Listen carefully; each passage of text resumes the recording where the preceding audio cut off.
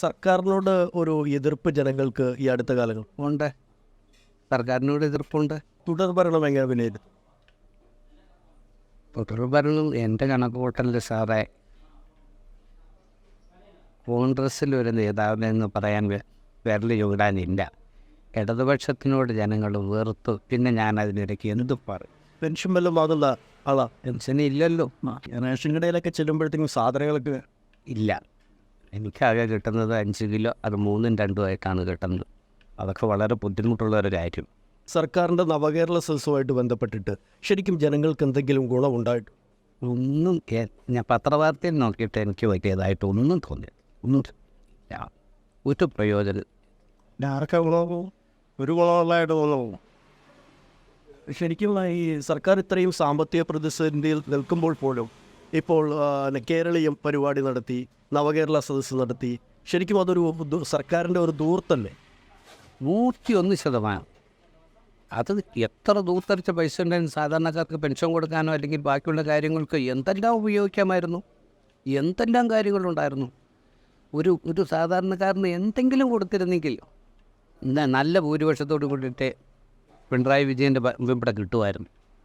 പഴയതിൻ്റെ ഒരു ഒരു ഒരു 4-1 കൊടുത്താൽ മതിയായിരുന്നു. എങ്കിൽ പിടിച്ചു നിൽക്കാം.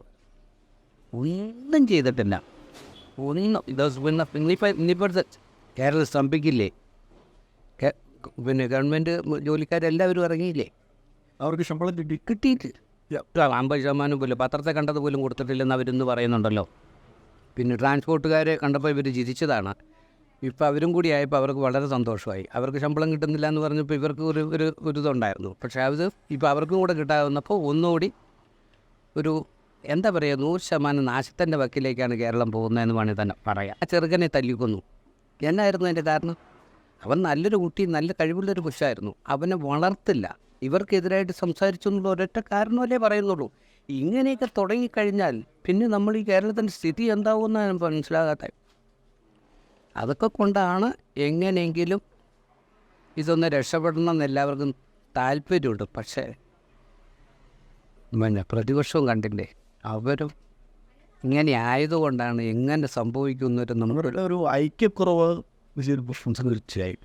തീർച്ചയായും ആ ഒരു ഐക്യക്കുറവാണ് പിണറായിക്ക് ഇത്രയും സാഹചര്യം.